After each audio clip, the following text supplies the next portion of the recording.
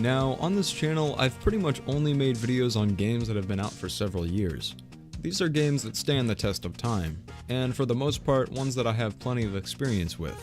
However, this is a game that I found relatively recently, and is incredibly fun. Roof Rage. It's an early access title, and it came out in the summer of last year, so I think it's incredibly important to throw this out here right at the start. Roof Rage is not finished. There are some bugs and some annoying crashing issues. Also, the game assets are not finalized either. There's a good amount of unfinished art left in the game. But with that all being said, I also want to point out that the developers have been updating this game very frequently, so it's only a matter of time before this stuff gets fixed. In this video, I'd really like to just focus on, well, you know, what I like about it. Roof Rage is a platform fighter that you can play locally or online. Other platform fighters you're probably familiar with include the Smash Bros. Series, as well as some others like Rivals of Aether or Slap City. You fight your opponent, and you try to knock them off the stage. However, Roof Rage has a lot of its own unique mechanics.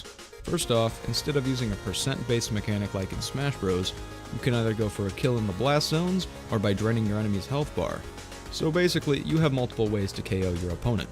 Also, character movesets in Roof Rage are massively inflated compared to your typical platform fighting game. This is mostly due to the addition of diagonal moves, which is not typical for these kinds of games. You can take a look at some of these move lists, and you can immediately see the complexity of each character. This may seem kind of daunting, but I think learning the ins and outs of each character really adds to the fun. Also, if you didn't already notice from the background footage, these characters can freaking fly. Not literally fly, but hot damn, I think this is one of the finest examples of a movement-based fighting game. It feels incredible to move around in this game, because it's fast, it's simple, and it's easy to pick up. There's a surprising amount of available options in your movement. You have rolls, air dashes, wave dashes, aerial moves that fling you through the air, and wall jumps. You can only use one of each aerial move and one air dash every time you leave the ground. But you can refresh this by wall jumping, so in many situations you can be in the air for an absolutely insane amount of time. By default, a match is set up to where you and your opponent, or opponents, will start off with 3 lives each, all with 150 health. However, these options are all tweakable in the main menu, so you can adjust them to whatever best suits you. To win, you just have to be the last one standing. In actual combat, I think the best way I'd personally describe it is as a hand-to-hand karate dogfight, where you and your opponent are the airplanes and your fists are your guns. Seriously, whenever me and my friends play, it feels like a cat and mouse chase through the air. We're constantly launching ourselves at each other to try and strike down whoever dares near us. Also, you better watch out if you're below your enemy because pretty much every character has a spike that'll send you 6 feet under. Of course, each character is equipped with plenty of recovery options, whether it be through their moveset or with the air dash. So a majority of the KOs come from draining the life bar rather than hitting your opponent off the level. Personally, I really enjoy that even if I get launched pretty far, I still have a chance to come back. It also ensures that most fights will last as long as possible.